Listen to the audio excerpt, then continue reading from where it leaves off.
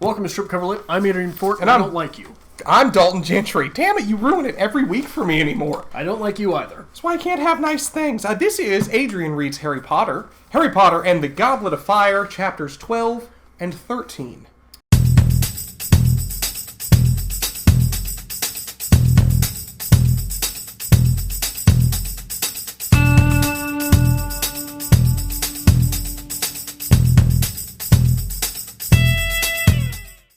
Just so you know, before we get into things, the reason it's only 2 chapters is that we have a very busy month in September. Yes. We are doing a lot of reviews on a lot of things. Yes. So during the month of September, these reviews will only be for 2 chapters of the book. Yes. After that, we will get back to the regularly scheduled 3 chapters at a time. Adrian complained enough, so we obliged him with losing a chapter weekly.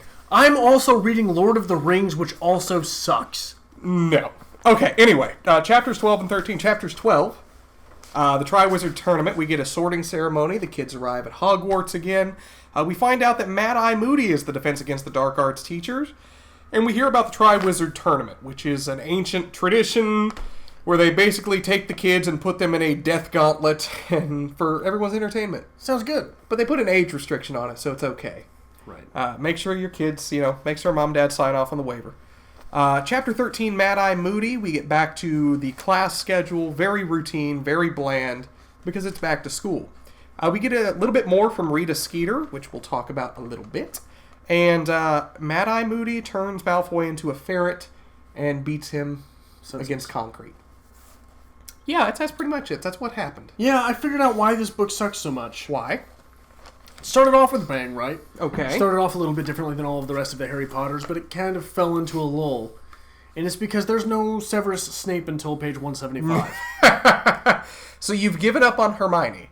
No, I haven't given up on Hermione, but we can get into that. But now it's all about Snape. But here's another thing. When they mentioned Snape, do you remember how he was introduced? Not particularly. With a description of his nose. Okay. Crooked? Is this a British thing?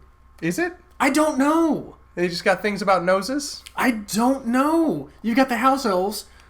Hey, how am I gonna make somebody, sympathetic like the black people, right? I'll put the same nose on them. How am I gonna make somebody, kind of mean? I'll give them a Jew nose. Very good, JK. I guess that's where we're going with this. He's got a large hooked nose. He is the bad guy with longish black hair. Mm-hmm. I just, at this point, I feel like I'm just throwing darts. And it's just anything I can think of that's racist or sexist or there's a stereotype behind, I'm going to be able to hit it, man. I'm going to be able to hit it. It's going to be there. Just throw the dart, let it fly, and it will land. J.K. Rowling and racist noses. Yeah. It seems like it, doesn't it? Does have its moments.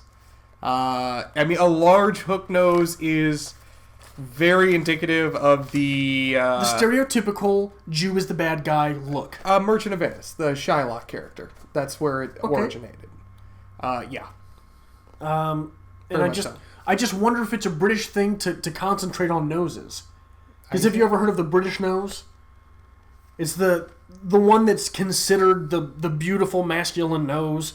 The small crooked one in the middle, and then you've got the not quite pointed nose. Okay. I don't pay attention to people's noses. You've never heard that? No. A British nose, an English nose. No. Okay, that's fine. You have a very American nose, Adrian. Very American. It looks like all other noses. No one cares. I put a lot of tobacco up there. You're the guy. Please go to the gas station. Can we make a video of that? Go to the gas station, buy some snus, and just go... Just take it all up your nose at once. If you want. No, I don't. Okay, so you got that out of the way. Do you feel better? Another thing that pissed me off. When Harry sees Cho at the Ravenclaw table, he has a strange desire to join the Ravenclaw table. And this reverts to the idea with the Viola, right? Okay. Whenever that idea of sexuality comes over a man, he's just completely helpless. Okay. And he has a dazed mind. Fuck you, J.K. Rowling. Fuck you. Okay. Fuck you. That's all I got to say about that. Fuck you. That good, huh? Yeah, I mean, what the hell? Sexuality is starting to come into play a little bit in these characters. But it automatically makes a man just completely worthless. Vagina. I see some boobies. Right? That's what she's portraying. That is going to be like somebody's going to take that clip with the audio, and that is going to be the new insult on YouTube and Twitter. They're just going to play that. I hope it becomes J.K. Rowling's ringtone. Every time she tries to write something, Adrian insults her. It just pops up in her mind. Drives her crazy like the Telltale Heart. Okay, back on track. How do you feel about Mad Eye Moody? Well, while we're talking about Edgar Allan Poe, I believe his introduction was reminiscent of The Mask of the Red Death, was it not? When he comes in, everything stops. Okay. And they're like, I can't remember what it was that made me think of it. And maybe it's not Mask of the Red Death. But there's something in there that's just a little bit off. Okay. And I couldn't quite place it. And I think it's, like, I'm not going to say it's ripped from it, but I think that it reads inspired by. Okay. And maybe I'm thinking of the wrong thing. It's been a long time since I've read The Mask of the Red Death. But as soon as The Mask of the Red Death appears, things go silent, right? Yeah, we try to read as least amount of Poe as we can, as little of Poe as we can. Yeah. Maybe I'm wrong. Interesting character. And what really got me is when we started reading Harry Potter, everybody was like, oh, wait to the third book. Wait, Adrian is such a Lupin. Adrian's gonna love Lupin. I'm like, yeah, he's probably gonna like Lupin, but Adrian's fucking Mad Eye Moody. I'm a terrible person. I imagine that's how, like, Adrian in kindergarten class wins. When one of them acted up, he just bounced him on the concrete a bit. I just beat one of them with another one of them. Which is absolutely a lie, because they were all my size. Like, it was... I had to stay out of the 5th grade hallway because I'd get lost. Oh, you just revealed to everybody finally of how short you actually are. I'm 5'7". It's delightful. You're like a little tiny hobbit. Okay, well, how come you keep putting off our boxing match? If I'm a little... you're the one with hobbit feet. I do always have walking hobbit around feet. With flip-flops on and your hairy digits out there. Actually, I kind of have hippie tendencies in that respect. Like, we're totally off Harry Potter now. I'm just talking. I don't like to wear shoes. I don't wear shoes at home outside often, and I will wear sandals until it snows. Okay. When it snows, I'm like, it's time to put them away. I mean, maybe you should have said this in the Lord of the Rings video. That would have made more sense, I guess. But you didn't call me a hobbit, so. Anyway, so Moody's the new... Call me a hobbit! Moody is the new Defense Against the Dark Arts teacher. Big deal. We get a new one every year. However, this is a grizzled war veteran. Yeah. And Rowling does her best to describe him as that, with the scarred face, the wandering eye that's obviously replaced. Okay, so I won't ask if he was, so you don't have to spoil anything for me. Okay. But do we find out if he was involved in the whole Voldemort fallout? Do we find out if he was there? If he battled with Voldemort or anything? Oh, if he was during that era, if he fought for the good guys and the bad guys. The big war, right? Oh yeah, absolutely. So he was around. Oh yeah, absolutely. Okay. That was not long ago, because you have to realize Harry is 14, 15 at this point? Yes. So 14 or 15 years ago is when Voldemort fell. Well, right, but I mean, if this is a Defense Against the Dark Arts teacher, I mean, he could have been in some other part of the world defending something. Okay. No, Moody was definitely around for Voldemort. That's no question. But, this is a man who's been there and done that, and he's the first Defense Against the Dark Arts teacher that we've been introduced to, who seems to know his shit. Yeah. Now, we haven't gotten into his teaching style yet, but we obviously see how he treats the students, which I thought you would love. Yeah, I'm all for abusing people. I'm all for beating up kids. I thought that it was a strange social justice warrior type twist that everyone in the novel's against violence unless it's coming against the guy who they don't like. Okay. Right? Okay. We're going to get dislikes for that. That's fine. One thing that stood out to me, this bit with Hermione and the house elves. Okay. Did you ever see The Last Samurai with Tom Cruise? No, I didn't. I have taste. It's not a terrible movie. Okay. As movies go. But the terrible thing about it is, this struggle did not have any legitimacy until a white guy was involved. Okay. Right? That's what's happening with Hermione and the house elves. What the terrible thing is here, you risk losing a tale of empowerment for the house elves for a tale of imperialism with the needed white woman giving her values to the house elves. Okay. Right? Okay. So we're upset with Hermione. I am upset with the way this is being written. Okay. The way this is being delivered. Because this comes across as incredibly racist, does it not? They need a white woman to stand up for them. Okay. This struggle does not have legitimacy until the house elves can't rise until themselves. Hermione Tom Cruise comes to find the samurai and realize that they are not just lesser beings which are not adapting to civilization, that they are not savages, but they are real people. Okay. So the white person comes, shows everyone this, and what do you know? White Hermione is right. The white woman did it again. Okay. Is that a historical trope of British culture? The imperialism? Yeah, absolutely. Imperialism is, and that's Yeah. what I wondered last time. Are we going to get to their problems, right? Yeah. Because it seems like constant harping on, look, the Americans had slaves. Look at me, look down on the Americans. Yes. I will say that is a comment that has come up a few times, and I believe it is justified. Is we've been relating a lot of this to American slavery and things like that. A lot of people have brought up the fact that, this was an issue as well in England. This was also an issue with the Nazis and the death camp, things like that. But the KKK and black slavery are known as American problems. Yeah, and just that's what we immediately identified. And Draco Malfoy's mail is delivered by what is called an eagle owl. Yes. Right? Yes. Okay. But I'm just, we're getting to the point, it's not that it isn't there, we just focused on this, because to us, that's what we immediately identified as. But it's in the text. But it's in the text. And just a quick little comment, clean that up a little bit. Rita Skeeter, we get her again. Yeah. Feel anything more about Rita? I'm not sure if Rita's real. Okay. Because has anyone seen Rita, or is this just a name in the papers? This is a name in the papers at this point. Okay. To me, it seems like maybe Rita's not real. Okay. Maybe Rita is being planted, because the things that Rita is doing are so in line with the villains of the novel. Okay. Right? And maybe Rita's her own villain. But I don't know. Okay. I don't know where I'm going with that. It makes me see like you've got the idea of the Ghost Rider. Okay. Right?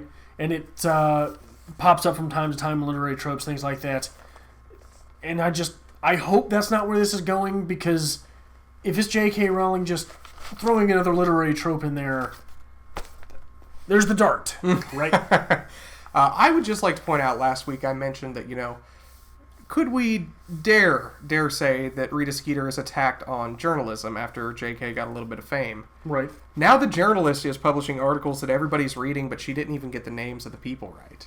Yeah. Because journalists don't need to work. They just make up whatever they want and say whatever they want, and people take it as fact. I'm just saying. Rap, man, rap. There's a lot going on there. What's going on there? This is J.K. Rowling again saying, look at me, I finally got a little bit of fame, and now I'm dealing with paparazzi in the press for the first time.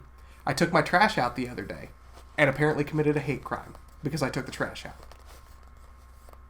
Is that based on a real thing? Or No, I'm just making that up. Because that's the way it is. I did this thing, and people hate me for it because they took it this way. Right. This is J.K. Rowling commenting on that. There is no fucking way around it. Okay. So, I just want to get that out there. I feel better, because Rita Skeeter's always pissed me off, and nobody fucking talks about her. And it's a huge part of this. Yeah. Anyway, anything else you got here? I've got a couple notes left. Okay. One real quick. I was not prepared for an anus joke from Ron.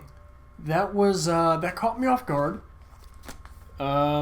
Is this, that age's immaturity, or is this, again, beginnings of sexual innuendo? Well, I'm waiting for a female character to make a sexual innuendo, since we are so active, right, in this forte. So, the last thing that I've really got, we're introduced to bubotuber plants and blast-end scroots. Is that right? Blast-ended scroots. Blast-ended scroots. Okay. Bubotubers are long phallic plants that we have to squeeze the nasty liquid out of. Okay. And blast-end scroots, the females, quote, gotta sort of sucker things on their bellies. And Hagrid thinks they might be for sucking blood. But the males basically have pincers. horns. Basically, they have pointed horns. Oh, is that what it was? Yeah. I thought it was pincers. So again, you tell me that we are not starting to deal with sexual innuendos and sexual comments. Well, and in the books, the sexual innuendo has been there. Yes. What's getting me is the characters making sexual innuendos. Okay. Right? Okay. Is this J.K. Rowling aging her characters or writing for an older age reader? Both? Like, what's going on? What's the mechanism that flipped? Because it didn't happen at all in the last book. And now we've got someone jumping straight to anus jokes. I think both. Can I see your anus too? Right? It's not just an up your anus joke. Yeah. It's a, hey baby, let me see your anus too. Right? That's exactly how Ron Weasley talks. Well, actually, that's my J.K. Rowling voice. So. Let me write a couple of short stories from Harry Potter, make some money. Yeah. No, I think it is a little bit of both. The characters are getting older, therefore they're going to be talking about older things. They're going to be starting to talk about sex, immature or not, right. How they approach it. But the readers are going to be aging as well. Yeah. At this point, J.K. Rowling has established her fan base, and she got the money she needs. She writes what she wants now. Yeah. But let's say you're 16 years old at this time. You're. Does this novel hold your attention better than Sorcerer's Stone? I don't know. Does Sorcerer's Stone read too much like little kids' fiction? Because there aren't subtle hints at sexual innuendo that you might pick up on. Because the teachers are just crazy, kooky old wizards. They don't have any depth. No, this is growing as a writer, and this is writing for your audience. She does well in that. She does. Right. Because obviously, if you're not doing it right, you don't got that kind of money. Right. So, I think she's handling that quite well. She's growing as an author, and her audience, they're growing as readers. Okay. Yeah. Anything else you want to talk about? That's all I got. Only 2 chapters this week. So. That's all you've got? Drag something else out for me. What would you like to talk about? Anything. Let me knock it down. Just knock it down. We talked about Blast-Ended Scroots. The mundane, routine nature of going back to school seems to be apparent, which for, kids of this age, this is after summer vacation, trying to get back into the routine. So again, I think she's writing for her audience there, no problem. Okay, here's something I'm wondering it will happen. So, 2 books ago, I believe, Cedric Diggory was mentioned, and 2 of the female Quidditch players giggled. Okay. They were older than Harry. Now that Harry is 2 years older, he and his friends are making anus jokes. But they do not seem to be giggling about girls. Okay. At any point in the near future, does Hermione start giggling about boys? My dear, sweet summer child. But she's not going to make anus jokes, is she? No. No, she's not. She will be classically effeminate, won't she? Oh, yes, she will. What about Harry? Here's one thing that I didn't notice until I stopped reading these 2 chapters this time. Harry, in this book, has really sort of fallen to the back. Hasn't he? Okay. What has Harry Potter done? Harry Potter was dragged along... we open with Voldemort. Mm-hmm. Harry Potter was dragged along to the Quidditch World Cup. Yep. Harry Potter is dragged along in these 2 chapters. He really seems like a Nick Carraway main character so far in this book. That is an interesting thing about the character of Harry Potter. And I think it's accurate, though. Let's look at it from these kids' perspectives. You go to school, the first day of school, and the most famous person that you've ever heard of is in your class. That's exciting. Yeah. That's when everyone talked about Harry Potter. 4 years later, yep, that's Harry Potter. But here's the thing. Harry Potter has won the Quidditch, or the class cup 3 years in a row. He's become the best Quidditch player in the school. Okay. He has fought and defeated Voldemort twice. Mm-hmm. He defeated some other bad guy I don't remember and some other bad guy I don't remember. Okay. He was there for all these things. He is the legend that is living up to his own fame. Okay. Colin McCreevy's still there. But how are we still falling to the background with the main character in these mundane situations? Like, the thing that got me was when they're talking about the TriWizard Tournament, and we see everyone else fantasizing about winning the TriWizard Tournament, and everyone else saying, how am I going to convince them that I'm 17? Mm-hmm. And everyone else plotting and conniving about joining this tournament. And Harry's just kind of there. Yeah. You mean to tell me that the best wizard in the school, the most prolific wizard in the school at least, if he's not the best, he's the most prolific. He's done the most shit. Okay. Right? The most prolific wizard in the school, Gandalf was not like a Dumbledore was not like, hey, I know you got this 17-year-old rule. Let me sneak in a 15-year-old, huh? He's the best we got. Dare you say that might be what we're looking at? I mean, let's be honest. Yeah, no. Like, I know he's going to be the one that ends up entering the tournament. Yeah.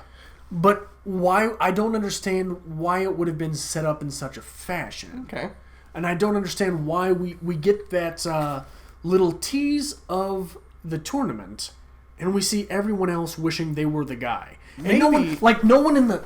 You mean to tell me Harry Potter of Harry Potters, with the scar and all, is sitting in the room, and everybody... And they mention the TriWizard Tournament, and nobody goes, hey, what about Harry here? Yeah.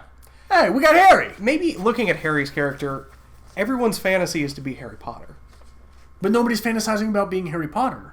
Everybody wants to be Harry Potter, though. They want to be the one who's in danger. They want to be the one who enters the TriWizard Tournament, blah, blah, blah. Maybe Harry just wants to be a fucking kid. Maybe he's just tired of this bullshit. Maybe J.K. Rowling knows that Harry's going to be in the TriWizard Tournament, so she's like, I don't need to fucking write about it. I got this down. I don't know. It just seems... it seems strange that he's fallen so far back in the narrative, doesn't it? That's going to start happening, though. And that is actually going to become an element of this story. Without giving things away, because we're getting there, the idea of maybe Harry Potter was just in the right place at the right time. He's not the so-called chosen one. Well, regardless, at this point, both your readers and the characters in the story think he is. Okay. I mean, even if he was 0% the right one, everyone at this point is still under the assumption that he is. Okay. It's going to be interesting for you how the TriWizard Tournaments, because you already know we're getting there, how that's going to play out, because it is a little different. Okay.